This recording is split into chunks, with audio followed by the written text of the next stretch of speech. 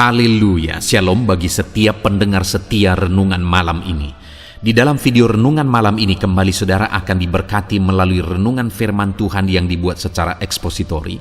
Dan saudara akan kembali didoakan dalam segala pergumulan saudara. Kalau saudara rindu setiap malam diberkati melalui firman Tuhan dan saudara didoakan, silakan lihat tombol subscribe di bawah video ini. Kalau tombol subscribe masih berwarna merah, silakan ditekan dan tekan juga tanda loncengnya. Maka dengan demikian setiap setengah 7 malam saudara akan diberkati melalui firman Tuhan. Kalau saudara diberkati melalui program ini dan saudara rindu memberkati, saudara rindu memberi persembahan syukur, saudara butuh informasi lebih lanjut, silakan lihat di kolom deskripsi video ini saudara. Puji Tuhan saudara, kita akan berdoa buat firman Tuhan yang kita renungkan bersama. Bapa di sorga, sebelum kami beristirahat bersama ya Tuhan, kembali kami rindu dibaharui, dikuatkan, diteguhkan, dihiburkan, diterangi melalui firman-Mu ya Tuhan. Itu sebabnya saat ini kami datang dengan hati yang rindu dan haus akan firman-Mu. Berfirmanlah kepada kami semua ya Tuhan. Engkau yang mengurapi hamba dalam menyampaikan firman-Mu, dan Engkau mengurapi setiap hati kami, sehingga ketika firman-Mu ditaburkan, firman-Mu bertumbuh di dalam kehidupan kami. Terima kasih Bapa di sorga, kami rindu firman-Mu, kami renungkan firman-Mu dalam nama Tuhan Yesus Kristus. Haleluya. Amin. Puji Tuhan saudara, adapun topik firman Tuhan yang saya rindu kita renungkan bersama di malam hari ini adalah topik tentang perbedaan sikap atau karakter orang gagal dengan sikap atau karakter orang yang berhasil.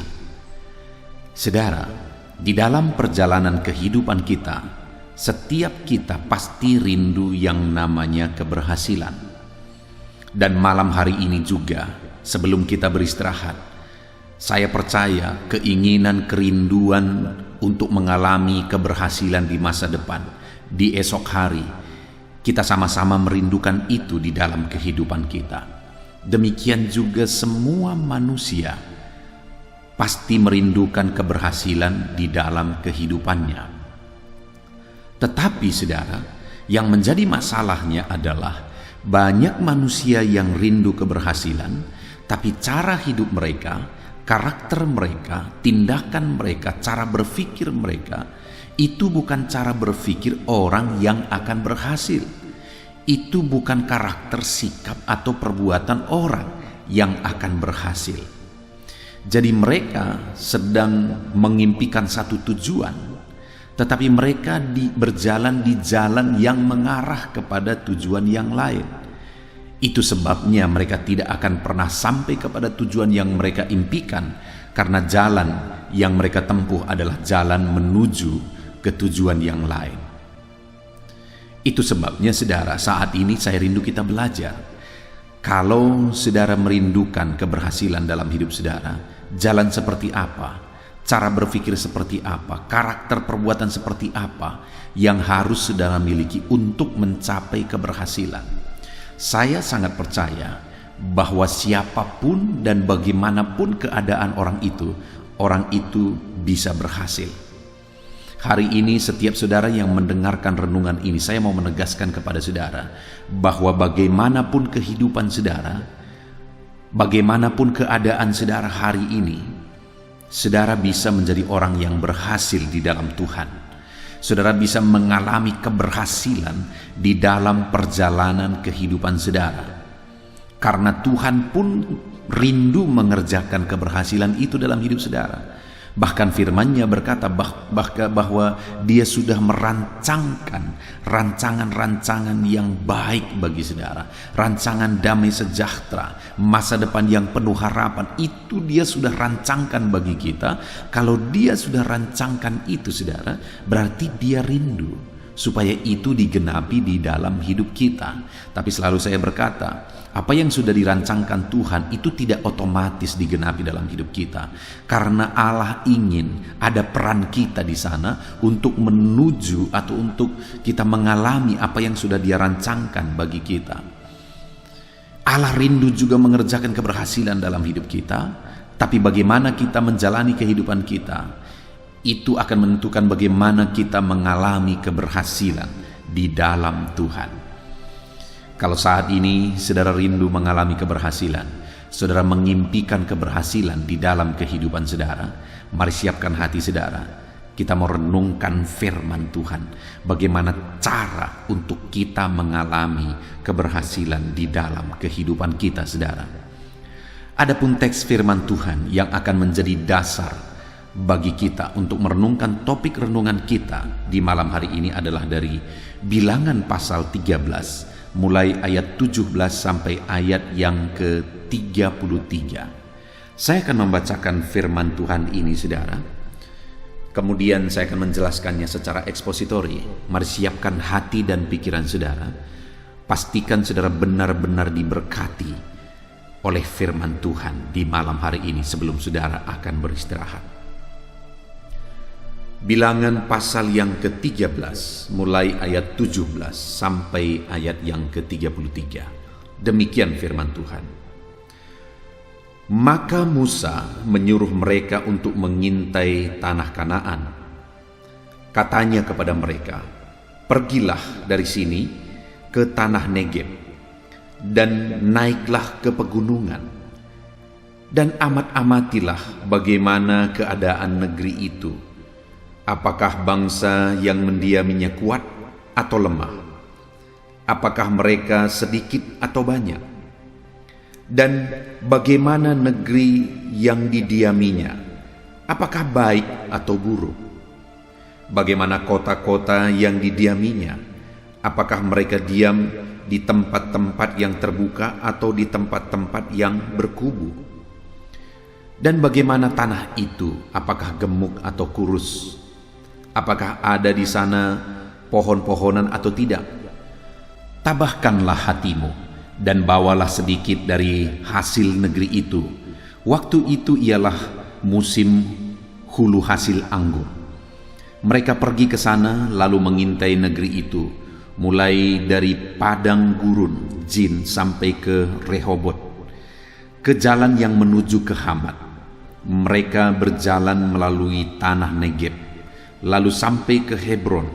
Di sana ada Ahiman, Sesai, dan Telmai, keturunan Enak.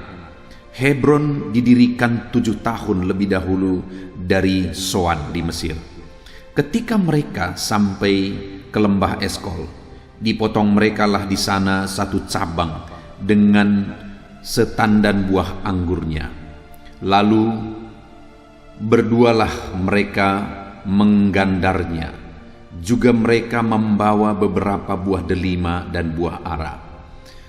Tempat itu dinamai orang lembah Eskol karena tandan buah anggur yang dipotong orang Israel di sana. Sesudah lewat 40 hari pulanglah mereka dari pengintaian negeri itu dan langsung datang kepada Musa, Harun, dan segenap umat Israel di Kades. Di padang gurun Paran mereka membawa pulang kabar kepada keduanya dan kepada segenap umat itu, dan memperlihatkan kepada sekaliannya hasil negeri itu. Mereka menceritakan kepadanya, "Kami sudah masuk ke negeri kemana kau suruh kami, dan memang negeri itu berlimpah-limpah susu dan madunya, dan inilah hasilnya. Hanya bangsa yang diam di negeri itu kuat-kuat, dan kota-kotanya berkubu dan sangat besar. Juga keturunan Enak telah kami lihat di sana. Orang Amalek diam di tanah Negeb, orang Het, orang Yebus, dan orang Amori diam di pegunungan. Orang Kanaan diam di sepanjang laut dan sepanjang tepi sungai Yordan." Kemudian Kaleb mencoba menenteramkan hati bangsa itu di hadapan Musa. Katanya, "Tidak, kita akan maju dan menduduki negeri itu, sebab kita pasti akan mengalahkannya."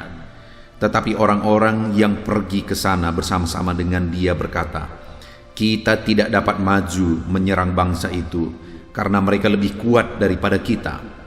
Juga mereka menyampaikan kepada orang Israel kabar busuk tentang negeri yang diintai mereka, dengan berkata, "Negeri yang telah kami lalui untuk diintai adalah suatu negeri yang memakan penduduknya, dan semua orang yang kami lihat di sana adalah orang-orang yang tinggi-tinggi perawakannya. Juga kami lihat di sana orang-orang raksasa, orang-orang enak yang berasal dari orang-orang raksasa, dan kami lihat diri kami sendiri seperti belalang, dan demikianlah juga mereka terhadap kami. Puji Tuhan, saudara. Konteks firman Tuhan yang telah dibacakan kepada saudara adalah kisah tentang pengintaian orang Israel ke tanah Kanaan, di mana pada waktu itu Musa menyuruh beberapa orang Israel untuk mengintai tanah Kanaan sebelum mereka masuk ke tanah Kanaan. Karena Musa sebagai pemimpin ingin melihat bagaimana kondisinya tanah Kanaan. Musa ingin merancang sesuatu bagaimana supaya bisa masuk ke tanah Kanaan. Tentu saja dia dan orang-orang Israel harus tahu gambaran bagaimana keadaan tanah Kanaan itu. Dan kemudian dia mengutus 12 orang ke sana untuk mengintai dan melihat keadaan tanah Kanaan itu. Dan singkat cerita, saudara, akhirnya ke-12 pengintai itu pulang, di mana dari ke-12 pengintai itu ada Yosua dan Kaleb. Dan yang unik adalah nanti kita akan belajar bagaimana pola pikir, bagaimana sikap dari ke-12 pengintai itu, di mana Yosua dan Kaleb mereka berpikir dan bersikap dengan cara tertentu, sedangkan ke-10 orang itu juga berpikir dan bersikap dengan cara tertentu. Dan singkat cerita, saudara, akhirnya karena sikap mereka itu atau sikap yang mereka ambil itu mempengaruhi atau pengaruhnya sangat besar, dampaknya sangat besar. Sikap yang diambil oleh Kaleb dan Yosua dan sikap yang diambil oleh 10 pengintai itu berdampak besar kepada diri mereka dan juga berdampak besar kepada orang lain, yaitu bangsa Israel. Dampaknya apa, saudara?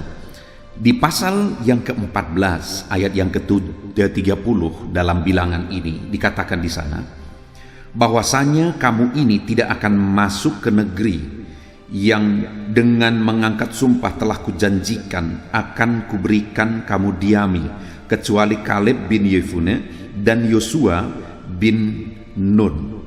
Lihat, saudara, di sini ditegaskan bahwa tidak ada orang Israel yang akan masuk ke tanah Kanaan kecuali Yosua dan Kaleb. Termasuk yang ke-10 pengintai itu, dan termasuk semua orang Israel yang begitu banyak, tidak ada yang bisa masuk ke tanah Kanaan kecuali Yosua dan Kaleb. Semuanya mereka harus mutar-mutar di padang gurun, harus berproses mutar-mutar di padang gurun sampai mereka mati semuanya, kecuali Kaleb dan Yosua, sampai muncul generasi yang baru. Dan apa yang membuat mereka semua tidak bisa masuk ke tanah Kanaan kecuali Yosua dan Kaleb? Karena sikap mereka waktu mereka mengintai tanah Kanaan, karena cara berpikir mereka waktu mereka mengintai tanah Kanaan, karena tindakan mereka waktu mereka mengintai tanah Kanaan. Jadi yang berhasil masuk ke tanah Kanaan hanya 2 orang dari begitu banyak orang Israel. Dari sekitar hampir 2 juta orang Israel yang keluar dari tanah Mesir, di angkatan itu hanya Yosua dan Kaleb yang bisa masuk, saudara. Hanya 2 orang ini yang berhasil. Bayangkan besarnya dampak sikap, karakter, dan cara berpikir mereka. Dan hari ini itu yang saya rindu kita belajar, saudara. Apa dan bagaimana sehingga hanya Yosua dan Kaleb bisa masuk ke dalam? Kenapa yang 10 pengintai itu beserta dengan bangsa Israel tidak bisa masuk ke tanah Kanaan? Itu yang saya rindu kita belajar, saudara, supaya kita mengerti cara berpikir yang bagaimana yang memastikan kita pasti gagal, dan cara berpikir yang bagaimana yang memastikan kita pasti berhasil. Kalau kita rindu berhasil, maka milikilah cara berpikir seperti Yosua dan Kaleb, Kalau kita mau gagal, maka teruskan berpikir seperti orang Israel, ke-10 pengintai itu, dan akhirnya semua orang Israel juga dipengaruhi olehnya. Nah, apa yang terjadi, saudara, sehingga orang Israel dan ke-10 pengintai itu tidak masuk ke tanah Kanaan? Lihat ayat 31.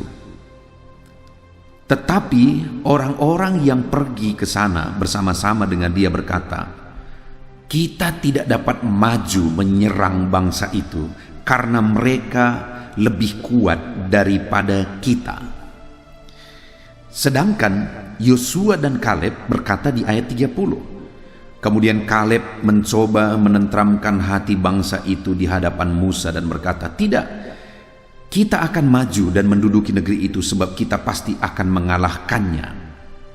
Saudara, yang menjadi perbedaan antara cara berpikir ke-10 pengintai dengan Yosua dan Kaleb adalah di mana Yosua dan Kaleb melihat kemungkinan, melihat dengan iman, sedangkan ke-10 pengintai itu melihat kemustahilan. Mereka berkata, kita tidak dapat maju karena mereka kuat, lebih kuat daripada kita. Yosua berkata, kita pasti mengalahkan mereka. Lihat perbedaan itu, saudara. Kenapa mereka gagal? Kenapa mereka tidak masuk? Karena mereka melihat kemustahilan. Mereka fokus kepada hal-hal yang mustahil. Sedangkan Kaleb dan Yosua, mereka fokus kepada kemungkinan, mereka pasti bisa. Dengar, saudara, sebagai anak-anak Tuhan, kita harus belajar berpikir seperti Yosua dan Kaleb. Sekalipun di depan mata itu sesuatu yang mustahil, mereka sama-sama melihat bahwa bangsa itu yang akan mereka serang itu, bangsa Kanaan itu, begitu banyak bangsa di sana, itu sesuatu yang besar, itu sesuatu yang sangat sulit untuk dikalahkan sebenarnya kalau lihat dari potensi mereka. Tetapi mereka melihat kemungkinan ada di sana. Kenapa? Karena mereka punya Tuhan. Betapa mustahilnya pun, betapa sulitnya pun, mereka berkata, kita pasti akan mengalahkan mereka. Sedangkan yang ke-10 itu berkata, kita tidak bisa maju, kita tidak akan bisa mengalahkan mereka. Nah, saudara, di dalam kehidupan yang nyata, dalam kehidupan kita sehari-hari, sebenarnya ini seringkali tergambar dari cara kita menjalani hidup kita. Apakah dalam kita menjalani hidup kita, apakah itu dalam dunia bisnis kita, apakah di tengah keluarga, atau dalam hal apapun yang kita jalani dalam kehidupan kita, apakah kita fokus kepada kemungkinan oleh karena Tuhan pasti akan menolong kita, ataukah kita fokus kepada kemustahilan? Sebagai hamba Tuhan, saudara, saya belajar menerapkan ini dan saya melihat dampaknya luar biasa. Banyak kami juga hamba-hamba Tuhan yang seringkali berfokus kepada kemustahilan. Wah, ini sulit, ini tidak mungkin. Tetapi saya belajar untuk melihat kemungkinan. Saya belajar untuk melihat potensi. Saya belajar melihat potensi dan saya percaya bahwa potensi itu pasti Tuhan gunakan. Tuhan pasti bisa bertindak melalui potensi itu untuk melakukan perkara yang besar. Karena saya tahu dengan apa Musa membelah Laut Tebrau, hanya melalui tongkat. Tuhan yang menggunakan tongkat itu membelah Laut Merah. Melalui apa Yesus memberi makan 5.000 orang laki-laki hanya dengan 5 roti 2 ikan. Itu yang dipakai oleh Tuhan. Di dalam Alkitab kita bisa menemukan bahwa begitu banyak kejadian, peristiwa di mana Tuhan menggunakan potensi yang kecil untuk melakukan perkara yang besar. Tapi pertanyaannya, orang itu yang kepadanya Tuhan mau melakukan mujizat, apakah dia melihat potensi itu atau tidak? Apakah dia fokus kepada potensi itu atau tidak? Terlalu sering umat-umat Tuhan fokus kepada kemustahilan daripada fokus kepada potensi. Yosua dan Kaleb, mereka fokus kepada potensi. Mereka berkata, kita pasti akan mengalahkan mereka. Kita dapat mengalahkan mereka karena mereka melihat potensi di mana ada Tuhan bersama-sama dengan mereka. Kalau kita lihat bagaimana mereka masuk ke tanah Kanaan, bukankah semuanya karena Tuhan? Bagaimana tembok Yeriko diruntuhkan hanya dengan mengelilingi tembok Yeriko dan kemudian mereka bersorak dan kemudian tembok Yeriko runtuh dan kemudian bangsa itu dikalahkan. Bukankah Tuhan yang berperang? Demikian hari ini mungkin begitu banyak yang mustahil di depan saudara. Sama seperti orang Israel melihat orang-orang Kanaan itu tinggi-tinggi, melihat kota-kota di Kanaan itu mereka memiliki kubu-kubu pertahanan, tembok-tembok, sehingga sepertinya sangat mengerikan untuk menghadapi mereka. Sampai mereka melihat diri mereka seperti belalang, mereka lihat musuh begitu besar, mereka melihat raksasa, mereka fokus kepada kemustahilan, mereka fokus kepada raksasa itu. Bagaimana dengan saudara dalam masalah yang saudara alami mungkin di tengah bisnis saudara? Saudara fokus kepada potensi yang masih ada di sana, atau saudara fokus kepada masalah yang besar? Saudara fokus kepada potensi yang masih tertinggal yang bisa Tuhan gunakan untuk melakukan mujizat, atau saudara fokus kepada kemustahilan di mana ada masalah besar, di mana ada persoalan besar, di mana ada kebangkrutan dan sebagainya? Saudara fokus kemana? Itu menentukan bagaimana hidup saudara ke depan. Saudara, salah satu contoh misalnya, saya terjun ke pelayanan merintis. Seperti yang sering kali saya katakan bahwa kami merintis di organisasi kami itu kami tidak punya gaji. Kami merintis ya pergi merintis, hiduplah di sana, kalau hidup hiduplah, kalau mati matilah. Lalu kemudian saya pergi merintis saudara, tidak ada jaminan apa-apa. Tidak ada orang yang berkata silakan kamu merintis, kalau nanti jalan perintisanmu maka akan dibangun gereja, maka akan begini, akan begitu dan sebagainya. Tidak ada orang yang berjanji begitu saudara. Lalu saya pergi ke pelayanan. Begitu saya masuk ke pelayanan, sama seperti para pengintai itu masuk ke tanah Kanaan. Karena desa tempat saya mau merintis pada waktu itu adalah desa yang sedang mengalami peperangan, di mana OKP sedang berperang dan begitu banyak korban pada waktu itu. Sampai-sampai saya ingat ibu saya, karena seringkali desa tempat saya merintis masuk ke koran karena peperangan yang terjadi pada waktu itu. Ibu saya berkata, "Nakku, tidakkah ada tempat yang lain kamu merintis?" Saya masih ingat itu saudara, karena seringkali peperangan terjadi dan banyak korban waktu itu. Dan begitu mustahil sepertinya, begitu sulit sepertinya jiwa-jiwa bisa dimenangkan. Tapi kemudian saya melihat potensi di mana ada anak-anak. Saya bisa mengawali dengan anak-anak.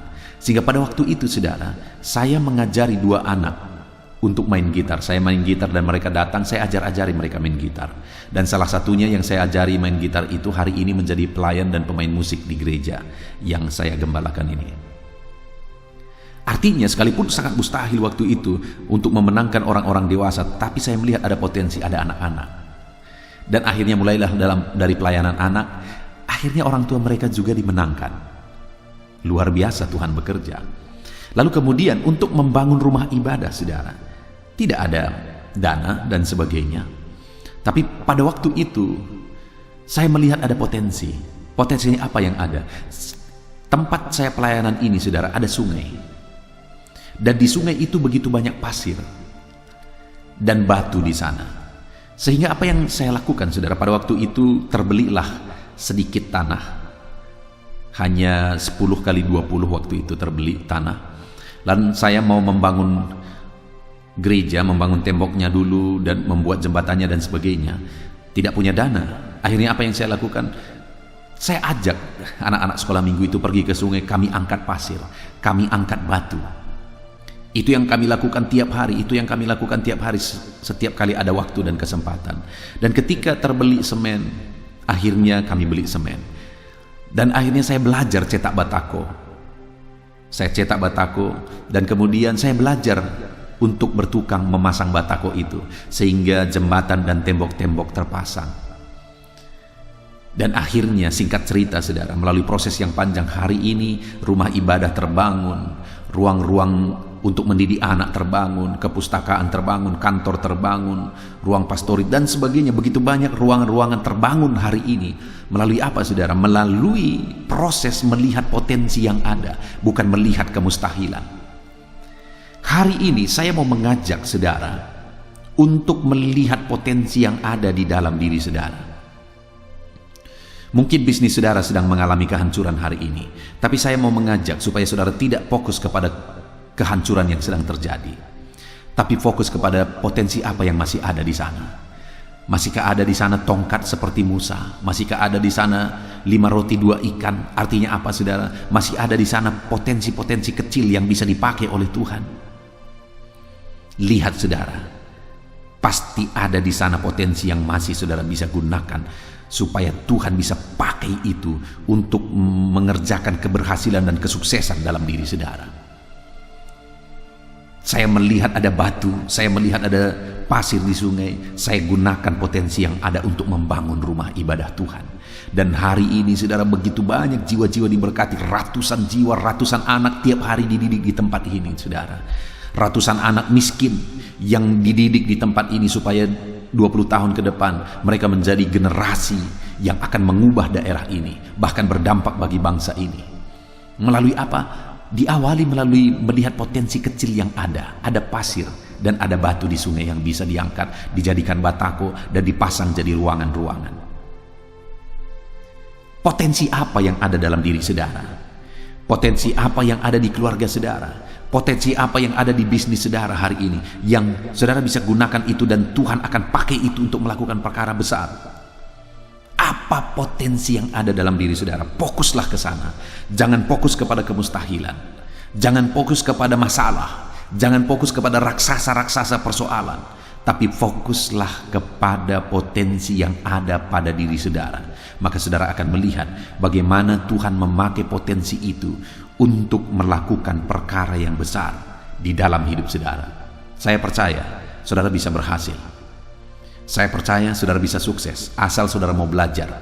Fokus kepada potensi yang ada, jangan fokus kepada masalah, persoalan, dan kesulitan, ketidakmungkinan. Jangan fokus ke sana. Fokus hanya kepada potensi yang ada. Itu yang membuat mereka tidak masuk ke tanah Kanaan. Mereka fokus kepada kemustahilan. Sedangkan Yosua dan Kaleb mereka fokus kepada kemungkinan di mana Tuhan bersama dengan mereka. Lalu kemudian yang kedua saudara, ayat 32 mereka berkata, juga mereka menyampaikan kepada orang Israel kabar busuk tentang negeri yang diintai mereka. Dengan berkata, negeri yang telah kami lalui itu untuk diintai adalah suatu negeri yang memakan penduduknya, dan semua orang yang kami lihat di sana adalah orang-orang yang tinggi-tinggi perawakannya. Saudara, ketika mulai fokus kepada kesulitan, kepada kemustahilan, kepada persoalan, maka biasanya mulai pikiran-pikiran yang aneh akan muncul. Dan yang tidak ada pun menjadi ada. Sama seperti pengintai yang 10 itu.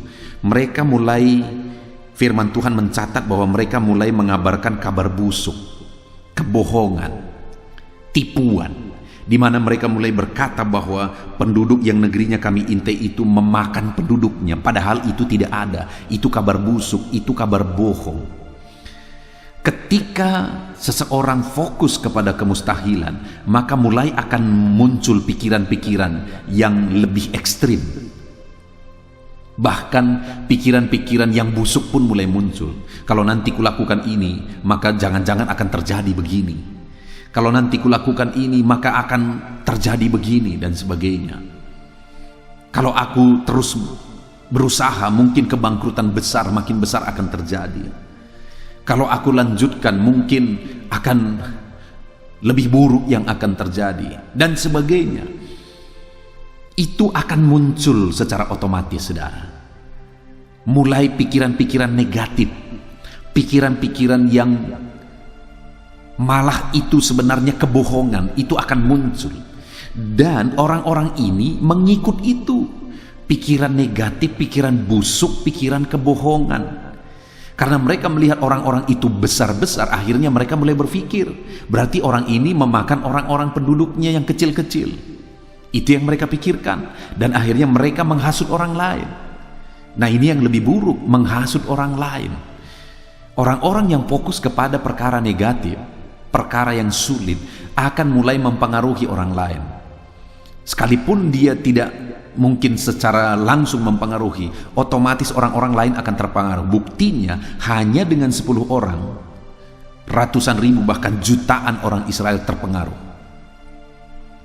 Dan akhirnya apa yang terjadi, saudara? Akhirnya semua mereka mengambil sikap yang sama, kecuali Yosua dan Kaleb.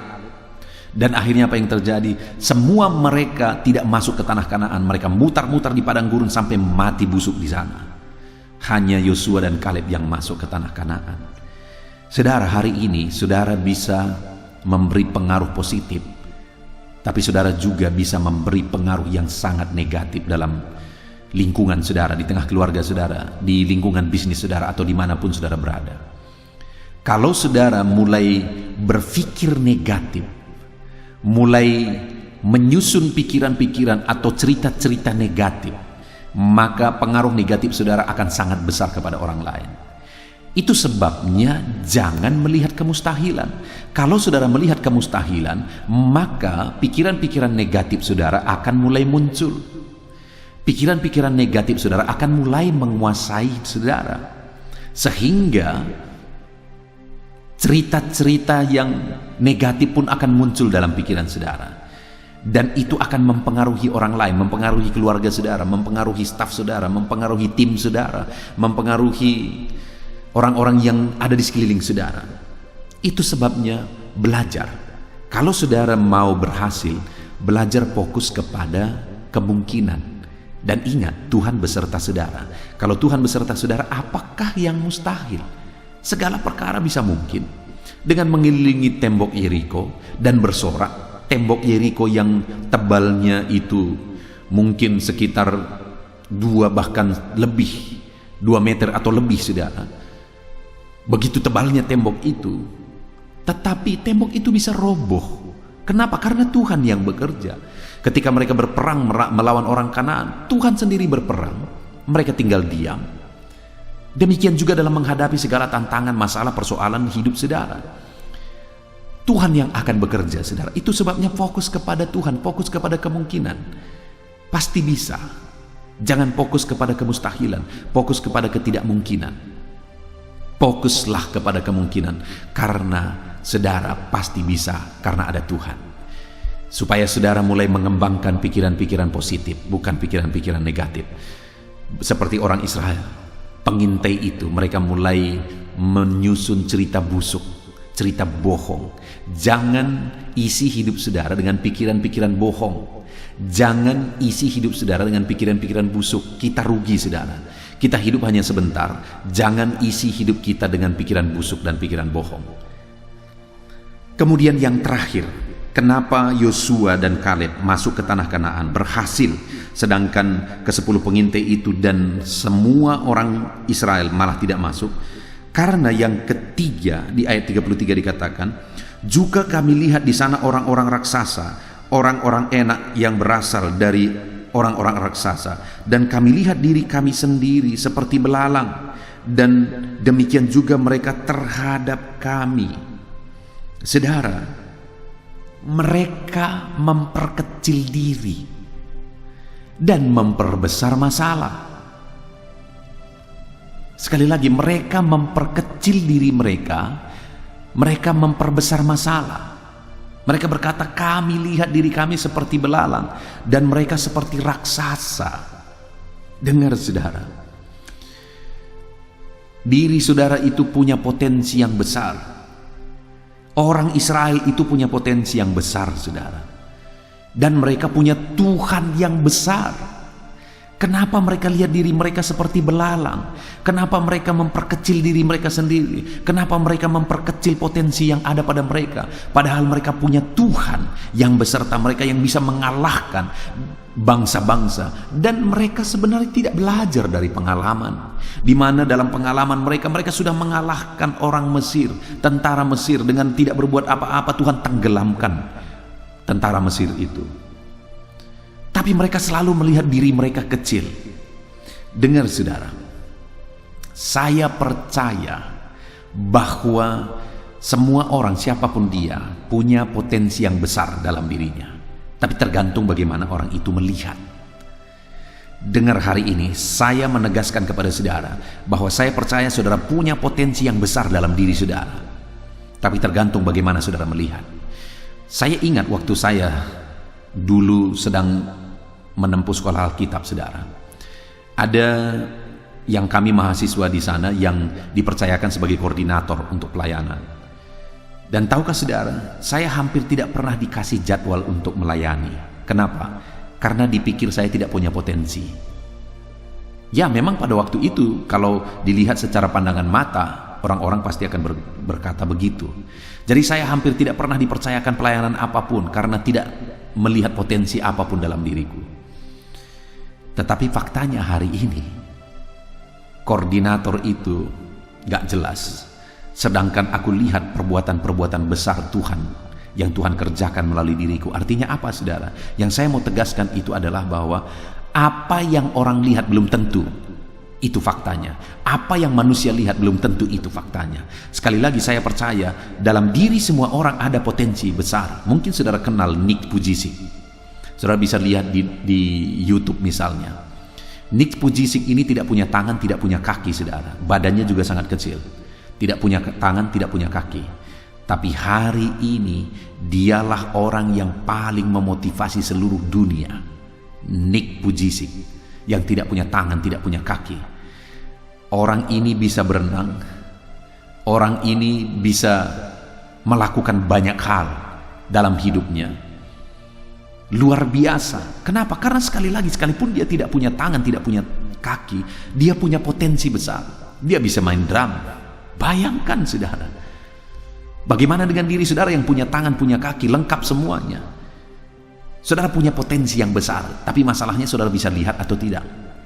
Saudara punya potensi yang besar yang Tuhan taruh dalam diri saudara, tapi masalah terbesar adalah apakah saudara bisa melihat potensi itu dalam diri saudara. Ketika saya terjun ke pelayanan, saudara, saya melihat potensi dalam diri saya bahwa saya bisa bertukang. Saya bertukang. Dan kemudian saya membangun ruangan-ruangan di gereja ini, saudara. Dan semuanya sekarang bisa digunakan untuk pelayanan. Kemudian di masa pandemi, saudara, saya melihat potensi bahwa saya bisa membuat channel YouTube dan saya bisa mengkhotbahi begitu banyak orang, menyampaikan firman Tuhan kepada begitu banyak orang, sekalipun saya tidak keluar rumah. Dan akhirnya hari ini saudara melihat bahwa channel ini bisa berkembang. Artinya apa? Sebenarnya potensi-potensi besar itu ada pada kita. Tapi masalahnya apakah kita lihat atau tidak? Kalau saudara mau menjadi orang berhasil, kalau saudara mau menjadi orang sukses, saudara harus bisa melihat potensi besar dalam diri saudara. Saudara harus bisa melihat itu. Dengar hari ini saya mau menegaskan bahwa ada potensi besar di dalam dirimu yang harus engkau lihat, yang harus engkau temukan, sehingga itu akan bisa membuat terobosan dalam situasi sulit apapun. Ketika Tuhan akan memakai potensi itu untuk saudara melakukan perkara yang besar. Puji Tuhan saudara, malam hari ini kita sungguh bersyukur buat firman Tuhan yang kita telah belajar bersama. Di mana kita sudah belajar bagaimana Musa mengutus 12 pengintai. Dan dari 12 pengintai itu saudara, mereka pulang dengan membawa cara pandang berbeda. Dan itu yang menentukan mereka berhasil masuk tanah Kanaan atau tidak. Di mana ke-10 pengintai mereka melihat kemustahilan, mereka melihat sesuatu yang tidak mungkin, bahkan mereka memperbesar-besar masalah. Mereka mulai membangun cerita-cerita bohong, dan kemudian mereka mulai mengecilkan diri mereka sendiri dan tidak melihat potensi yang ada dalam diri mereka. Dan cara berpikir mereka itu, saudara, akhirnya membuat mereka tidak bisa masuk tanah Kanaan. Bahkan cara pikir mereka itu mempengaruhi jutaan orang Israel waktu itu, dan semuanya tidak bisa masuk Kanaan. Sedangkan Yosua dan Kaleb berbeda. Mereka melihat kemungkinan karena ada Tuhan yang akan menolong, dan mereka memperkecil masalah, saudara, sehingga akhirnya mereka bisa masuk ke tanah Kanaan. Mereka berhasil masuk ke tanah Kanaan. Hari ini pun kalau saudara rindu saudara rindu berhasil, saudara masuk ke tanah perjanjian saudara, apa yang sudah Tuhan janjikan dalam hidup saudara, mari mulai lihat potensi apa yang ada dalam diri saudara. Mulai lihat bahwa bersama Tuhan saudara pasti bisa. Mulai belajar memperkecil masalah dan memperbesar potensi yang ada dalam diri saudara. Puji Tuhan saudara, biarlah firman Tuhan ini menguatkan saudara dan mulai membentuk cara berpikir untuk menjadi orang berhasil ke depan dalam diri saudara. Biarlah firman Tuhan ini memberkati saudara. Saya rindu berdoa bagi setiap saudara untuk saudara menjadi orang-orang berhasil. Bapa di sorga, saat ini Tuhan, hamba berdoa bagi anak-anak-Mu yang sedang mendengarkan renungan ini. Biarlah Tuhan mengerjakan keberhasilan dalam hidup mereka. Ajar mereka untuk mulai berpikir bahwa segala sesuatu mungkin bersama dengan Tuhan. Tidak ada yang mustahil bersama dengan Tuhan. Mulai ajar mereka berpikir untuk melihat sesuatu yang besar di depan. Bukan melihat hal-hal yang negatif. Bukan menyusun cerita-cerita yang negatif. Tetapi mereka melihat visi yang besar, keberhasilan yang besar, sesuatu yang besar di depan. Dan ajar anak-anak-Mu ini ya Tuhan untuk melihat potensi apa yang ada dalam diri mereka, supaya mereka memperbesar potensi itu, bukan memperkecil diri. Bapa yang baik, hamba berdoa Tuhan campur tangan dalam kehidupan semua anak-anak-Mu ini, dan jadikan mereka berhasil dengan konsep berpikir yang demikian ya Tuhan. Ajar mereka menerapkan firman-Mu. Terima kasih Bapa di sorga. Di dalam nama Tuhan Yesus kami bersyukur buat firman Tuhan. Ajar anak-anak-Mu ini untuk menerapkan firman Tuhan. Sebentar lagi juga kami akan berdoa syafaat bersama. Tuhan tetap memberkati kami. Di dalam nama Yesus Kristus. Haleluya. Amin.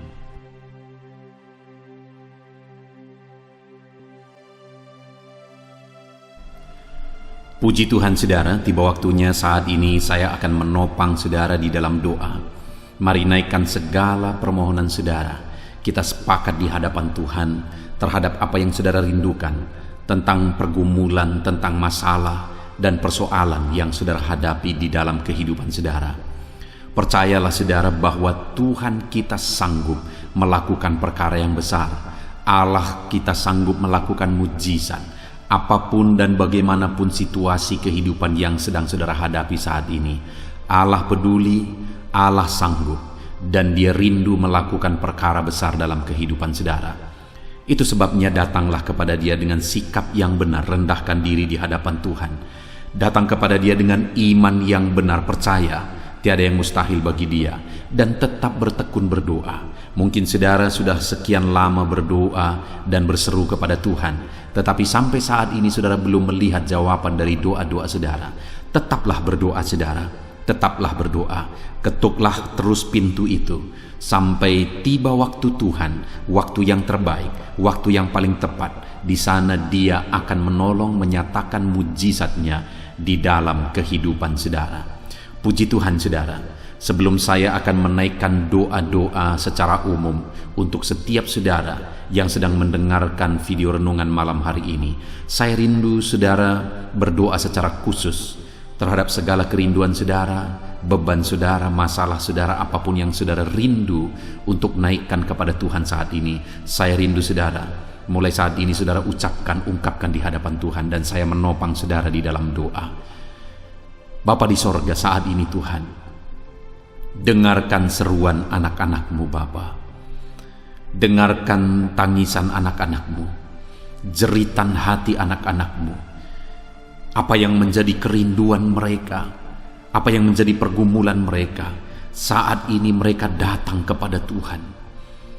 Mereka datang berseru kepada Tuhan.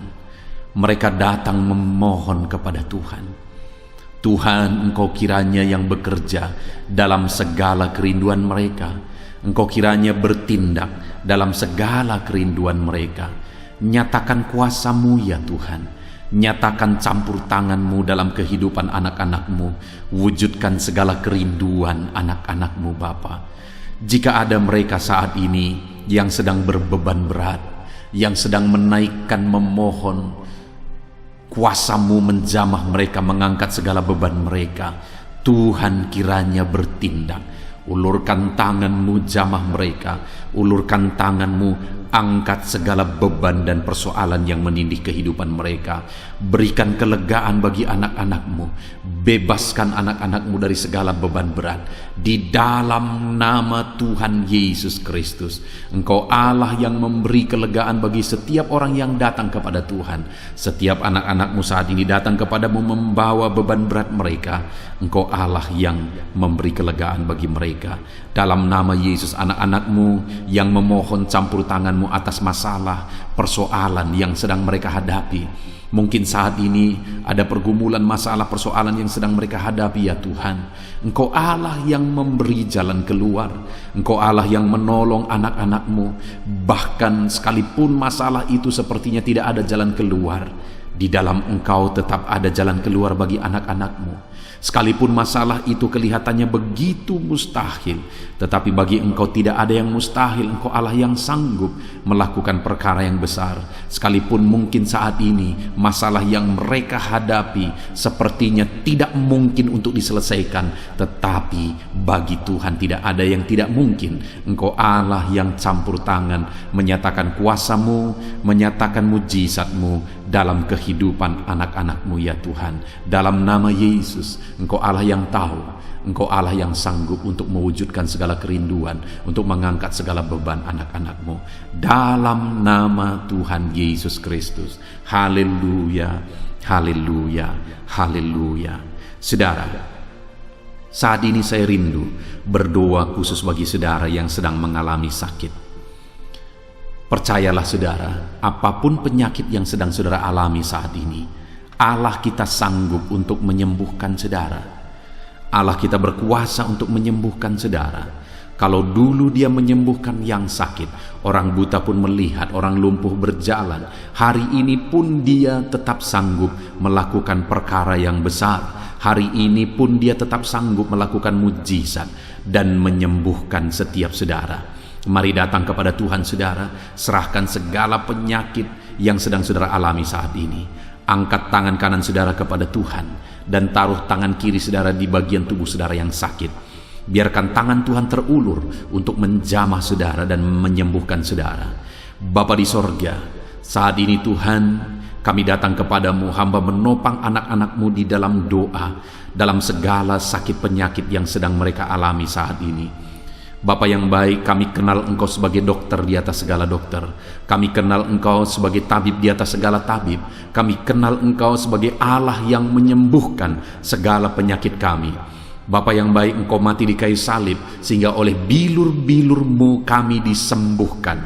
Saat ini Bapa, bersama dengan anak-anak-Mu kami datang kepadamu dalam segala masalah penyakit yang sedang mereka hadapi. Engkau Allah yang campur tangan, Engkau Allah yang melakukan mujizat, Engkau Allah yang melakukan perkara yang besar untuk mengerjakan kesembuhan dalam kehidupan anak-anak-Mu. Apapun yang menjadi penyakit mereka, Tuhan sembuhkan dalam nama Yesus. Apapun yang menjadi penyakit mereka, tidak ada yang mustahil bagimu ya Bapa. Engkau sanggup menyembuhkan mereka di dalam nama Yesus. Kerjakan mujizat-Mu, angkat segala penyakit dari dalam tubuh mereka di dalam nama Yesus. Angkat segala penyakit dan sembuhkan mereka. Ulurkan tangan-Mu, jamah tubuh yang sakit. Ulurkan tangan-Mu, jamah tubuh yang sakit saat ini, dan kerjakan mujizat-Mu Bapa dalam nama Tuhan Yesus Kristus. Dalam nama Yesus, yang lumpuh berjalan, yang buta melihat, tiada yang mustahil bagi Allah kami di dalam nama nama Tuhan Yesus. Kalau ada anak-anak-Mu saat ini ya Tuhan yang mengalami sakit kanker, dalam nama Yesus tiada yang mustahil bagi Tuhan. Engkau sanggup menyembuhkan anak-anak-Mu yang sedang mengalami sakit kanker dalam nama Yesus, dalam nama Yesus. Tiada yang mustahil bagimu Tuhan. Dalam nama Yesus, mujizat masih ada. Segala penyakit kanker dalam tubuh anak-anak-Mu dicabut dalam nama Yesus. Dalam nama Yesus, kuasa-Mu lebih besar dari segala kuasa penyakit kanker dalam nama Yesus. Sembuhkan anak-anak-Mu yang sedang mengidap penyakit kanker ya Tuhan. Anak-anak-Mu yang mengalami diabetes dalam nama Yesus Kristus. Sembuhkan anak-anak-Mu yang sedang mengalami diabetes dalam nama Yesus. Nyatakan mujizat-Mu bagi anak-anak-Mu yang sedang mengalami diabetes dalam nama Yesus. Nyatakan kuasa-Mu, nyatakan campur tangan-Mu, nyatakan mujizat-Mu. Sembuhkan anak-anak-Mu Bapa, dalam nama Tuhan Yesus. Mujizat Allah dinyatakan bagi setiap anak-anak-Mu Bapa yang sedang mengalami sakit kanker, yang sedang mengalami sakit diabetes. Anak-anak-Mu yang mungkin saat ini mengalami sakit kolesterol dalam nama Yesus, di mana mereka hyperkolesterol dalam nama Yesus. Nyatakan kuasa-Mu, jamah, kerjakan kesembuhan dan normalkan kolesterolnya dalam nama Yesus. Anak-anak-Mu yang begitu banyak juga memohon kesembuhan untuk sakit asam lambung dalam nama Yesus. Ulurkan tangan-Mu bagi anak-anak-Mu yang sakit asam lambung. Nyatakan mujizat Tuhan, nyatakan kuasa Tuhan dalam nama Yesus. Jamah pencernaan anak-anak-Mu, kerjakan kesembuhan bagi mereka. Kerjakan mujizat bagi anak-anak-Mu yang sedang mengalami sakit asam lambung di dalam nama Yesus Kristus. Dalam nama Yesus. Mungkin ada anak-anak-Mu yang sedang mengalami gagal ginjal, bahkan mungkin ada yang sudah mengalami cuci darah. Bapa di sorga, Engkau Allah yang ajaib. Engkau Allah yang sanggup untuk menormalkan kembali ginjal yang sedang mengalami kegagalan saat ini. Dalam nama Yesus, pulihkan fungsi ginjal yang sakit saat ini Tuhan, dalam nama Yesus. Nyatakan kuasa-Mu, nyatakan mujizat-Mu, nyatakan perkara besar apapun yang menjadi penyakit anak-anak-Mu. Saat ini kami juga berdoa anak-anak-Mu yang mengalami hipertensi, dalam nama Yesus, dalam nama Yesus. Nyatakan kuasa-Mu, netralkan ya Tuhan, normalkan tensi mereka di dalam nama Yesus, dalam nama Yesus, dalam nama Yesus, dalam nama Yesus. Apapun yang menjadi penyakit anak-anak-Mu, Engkau Allah yang berkuasa, Engkau Allah yang sanggup, Engkau Allah melakukan dan mengerjakan mujizat dalam kehidupan anak-anak-Mu Bapa, dalam nama Tuhan Yesus Kristus. Haleluya, haleluya. Saudara, mungkin saat ini ada penyakit yang belum disebutkan yang sedang saudara alami. Mari naikkan kepada Tuhan apapun penyakit itu, sebutkan, naikkan di hadapan Tuhan. Dia Allah yang sanggup menyembuhkan saudara. Saat ini Bapa di sorga, apapun penyakit yang sedang dipanjatkan anak-anak-Mu, yang sedang mereka naikkan di hadapan-Mu, mohonkan kesembuhan daripada-Mu, dalam nama Yesus. Tuhan kiranya yang mengerjakan mujizat, Tuhan kiranya yang mengerjakan kesembuhan, Tuhan kiranya yang mengerjakan perkara besar dalam kehidupan anak-anak-Mu. Sembuhkan mereka apapun yang menjadi penyakit mereka, dalam nama Tuhan Yesus Kristus. Allah kami yang berkuasa, Allah kami yang ajaib, dalam nama Tuhan Yesus Kristus. Haleluya, haleluya, haleluya. Saudara, saat ini mungkin ada saudara yang mengalami jamahan Tuhan, mengalami mujizat Tuhan, mengalami kesembuhan ketika saudara didoakan. Mari saksikan di hadapan Tuhan. Saksikan kepada anak-anak Tuhan. Tuliskan kesaksian saudara di kolom komentar video ini saudara, supaya anak-anak Tuhan yang lain juga dikuatkan. Ceritakan itu kepada keluarga saudara, kepada sahabat-sahabat saudara, bahwa Allah kita ajaib dan sanggup mengerjakan kesembuhan bagi orang-orang yang memohon kepada Dia, dalam nama Tuhan Yesus Kristus. Haleluya, haleluya. Saudara, saat ini saya rindu juga berdoa bagi keluarga-keluarga saudara yang mengalami sakit. Mungkin ada anggota keluarga saudara yang sakit, orang tua, suami, istri, anak-anak, atau siapapun yang sedang mengalami sakit keluarga saudara saat ini. Mari kita berdoa, panjatkan di hadapan Tuhan. Bapa di sorga, saat ini Tuhan, hamba berdoa bagi keluarga anak-anak-Mu yang mungkin mereka mengalami sakit saat ini. dalam nama Tuhan Yesus Kristus.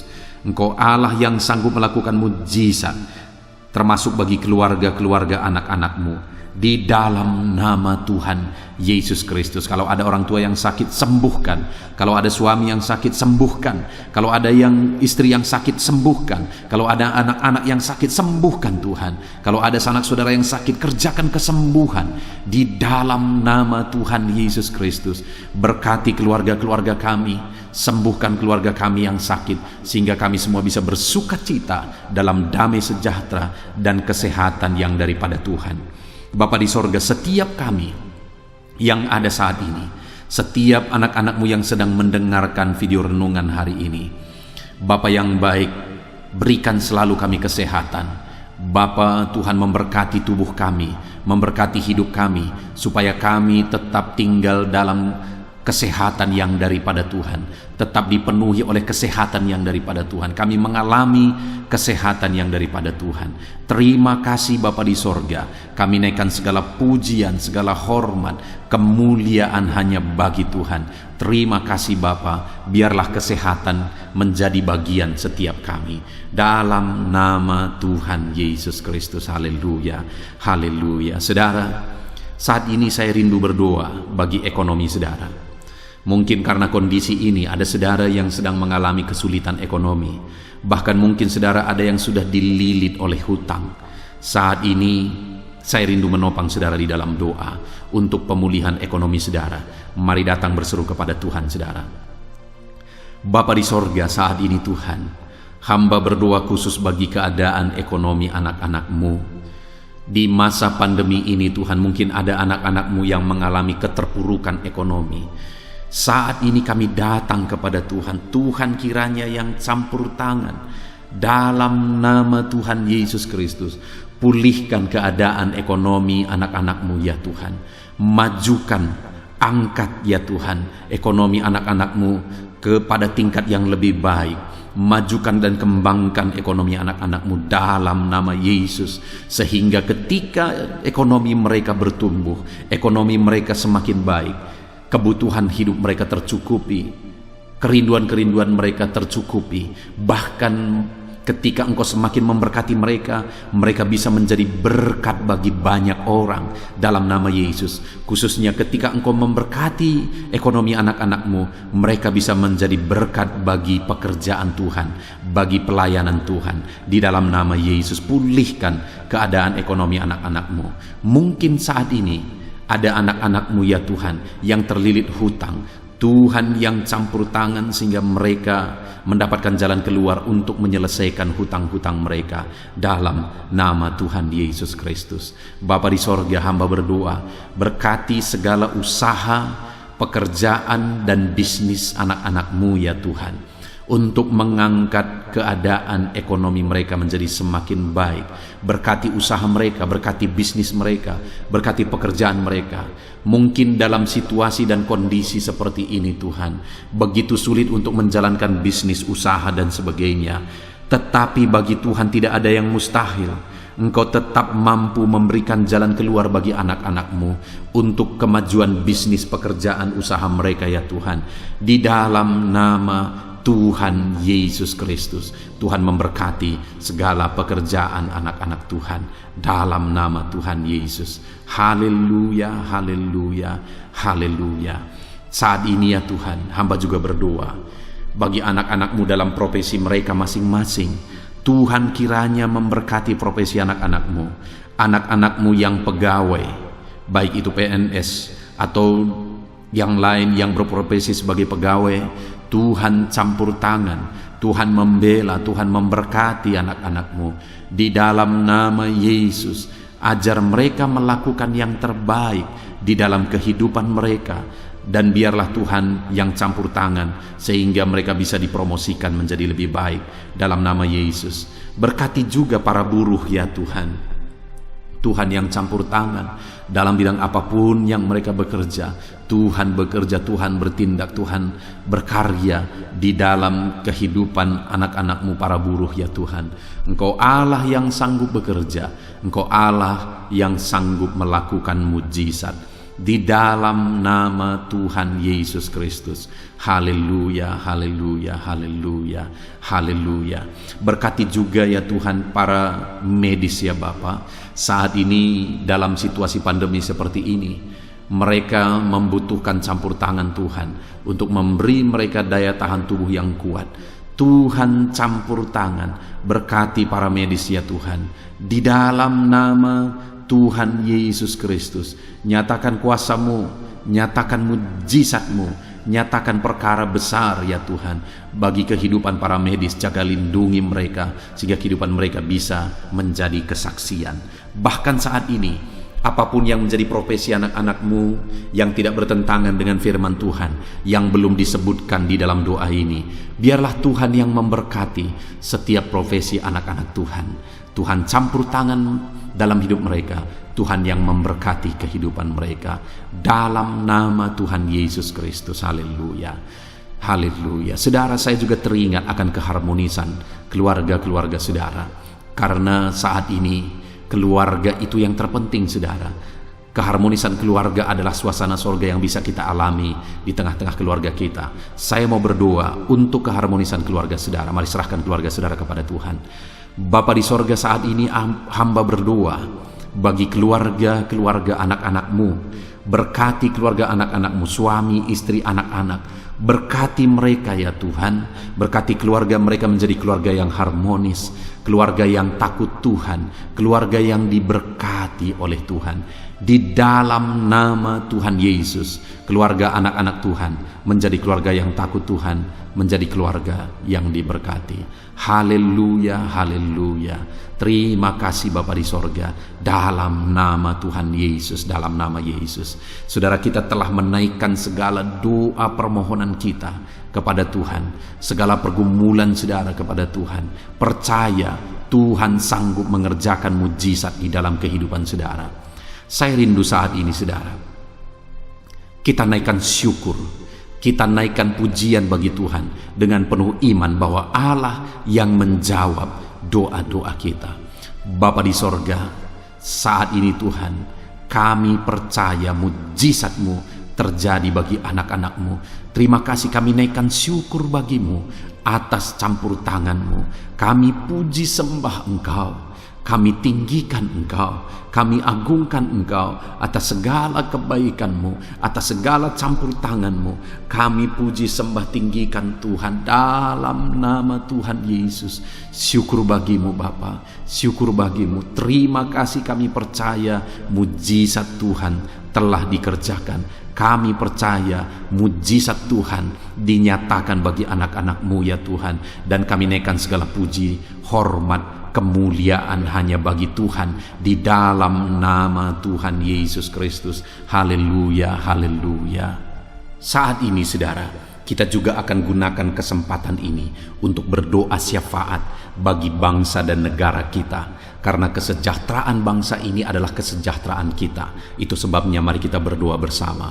Bapa di sorga, saat ini Tuhan, kami berdoa bagi bangsa kami tercinta. Kami mengasihi bangsa ini, kami rindu bangsa ini dilawat oleh Tuhan. Kami berdoa buat keselamatan jiwa-jiwa di bangsa ini. Nyatakan kuasa-Mu, selamatkan jiwa-jiwa yang ada di bangsa ini ya Tuhan. Ada sekitar 260 juta jiwa di bangsa ini. Mereka perlu Yesus sebagai Tuhan dan Juru Selamat bagi mereka. Anak-anak-Mu ya Tuhan, di bangsa ini jadikan jadi terang-Mu, jadikan jadi saksi-Mu ya Tuhan. Hamba-hamba-Mu di bangsa ini, jadikan semuanya jadi saksi terang Tuhan untuk menuai jiwa-jiwa. Pakai semua anak-anak-Mu, pakai hamba-hamba-Mu untuk membawa jiwa-jiwa kepada Tuhan. Berkati gereja-Mu, berkati organisasi-organisasi gereja, berkati yayasan-yayasan Kristen, berkati semuanya ya Tuhan untuk menjangkau jiwa-jiwa dalam nama Yesus. Berkati gereja-gereja lokal, baik dari kota sampai ke desa. Berkati semuanya Tuhan untuk membawa jiwa-jiwa kepada Tuhan. Biarlah gereja Tuhan menjadi saksi dan terang Tuhan dalam nama Tuhan Yesus Kristus. Haleluya. Bapa yang baik, kami berdoa buat pemulihan bangsa kami.